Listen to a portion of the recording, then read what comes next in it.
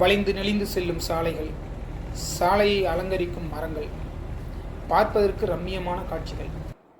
இன்றைய பயணம் சிதம்பரத்திலிருந்து காட்டுமன்னார் கோயில் மீன் சுருட்டி வழியாக வரலாற்று சிறப்பு வாய்ந்த கங்கை கொண்ட சோழபுரம் கோவிலை பார்க்க சென்று கொண்டிருக்கிறோம். கங்கை கொண்ட சோழபுரத்தை அடைந்து விட்டோம். கங்கை கொண்ட சோழபுரம் என்ற ஊரின் தலைமை ஆசிரியர் கலைச்செல்வன் ஐயா அவர்கள்.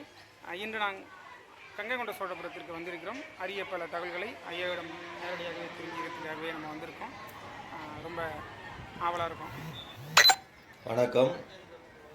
எதிரே தெரியக்கூடிய இந்த வானளாவிய கோபுரம் மதுராந்தகன் என்ற முதலாம் ராஜேந்திர சோழன் என்ற மன்னனால் கட்டப்பட்டது.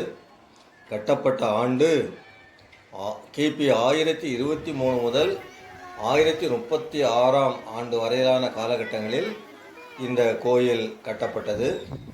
இந்த கோயிலுடைய உயரம் 186 அடி. 186 அடி உயரம் உள்ள கோபுரம் இது. இந்த கோபுரத்தினுடைய கருவறையில் ஒரு பெரிய லிங்கம் உள்ளது. அந்த லிங்கத்தினுடைய உயரம் எவ்வளவு தெரியுமா? 13.5 அடி. அதனுடைய சுற்றளவு 60 அடி.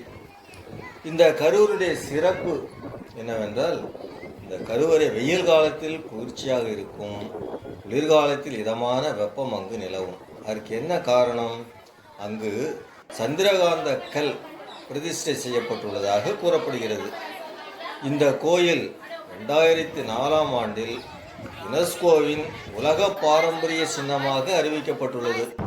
இங்கே இந்த மரத்தை பாருங்கள். இந்த மரத்தை நீங்கள் பல திரைப்படங்களில் பார்த்திருக்கலாம். இந்த வானுலாவிய இந்த கோபுரம் இதனுடைய மேற்கு பக்கத்திலும் தெற்கு பக்கத்திலும் நிறைய கடவுளுடைய சிற்பங்கள் செதுக்கப்பட்டிருக்கின்றன. நீங்களே பாருங்கள், எவ்வளவு அழகான நேர்த்தியான சிற்பங்கள். சோழ மன்னனின் புகழ்பாடும் தமிழ்நாட்டின் பொக்கிஷமான வானுயர்ந்த இந்த கோபுரத்தை காண நாள்தோறும் நூற்றுக்கணக்கான மக்கள் வந்து செல்கின்றார்கள். நம் நாட்டு மக்கள் மட்டுமல்லாது வெளிநாட்டினரும் இந்த கோயிலை கண்டுகளித்து செல்கின்றார்கள். இந்த கோயிலில் பல சிற்பங்கள் செதுக்கப்பட்டுள்ளன. இப்பொழுது நாம் தெற்கு பக்கமாக உள்ள படிக்கட்டுகளில் ஏறி பார்க்கின்றோம். அங்கே பல சிலைகள் அமைக்கப்பட்டிருக்கின்றன. நடை சாத்தப்பட்டுள்ளது. அழகிய கண்கவர் சிலைகள் அங்கே செதுக்கப்பட்டிருக்கின்றது. அந்த கோயிலிலிருந்து கிழக்கு பக்கமாக நாம் வந்தால் நாம் பக்கத்தில் பெரிய மதிர்ச்சுவரை பார்க்கலாம். சுற்றுப்பிரகாரம் மதிர்ச்சுவரை பார்க்கலாம். அந்த மதிர்ச்சுவர் சிதிலமடைந்திருப்பதையும் நாம் காணலாம். அதற்கு காரணம், ஆங்கிலேயர் ஆட்சியில் அணைக்கரை கட்டும் பொழுது கற்கள் தேவைப்பட்டது அவர்களுக்கு. அப்போது அவர்கள் இந்த மதிர்ச்சுவரில் உள்ள கற்களை எல்லாம் எடுத்துக்கொண்டு போய் அந்த அணைக்கரையை கட்டியிருக்கின்றார்கள். அதனால்தான் அது சிதிலமடைந்து காணப்படுகின்றது. இங்கு நாம் ஒரு கொடிமரத்தை பார்க்கின்றோம். அதற்கு அருகில் முக்கியமான நுழைவு வாயில் காணப்படுகின்றது. அது சிதிலமடைந்து காணப்படுகின்றது.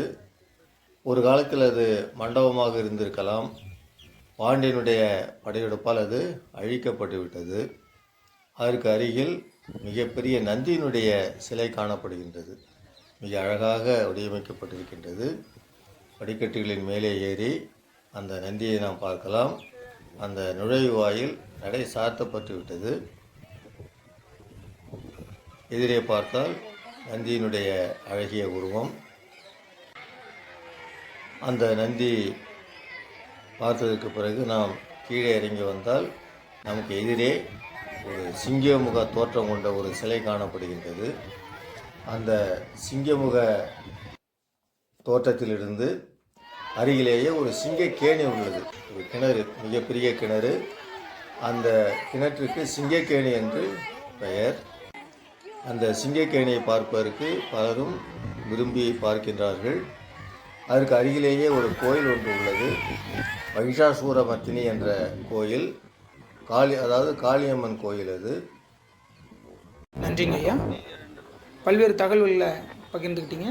தொடர்ந்து அடுத்த பதிவுகளில் சந்திக்கலாம்.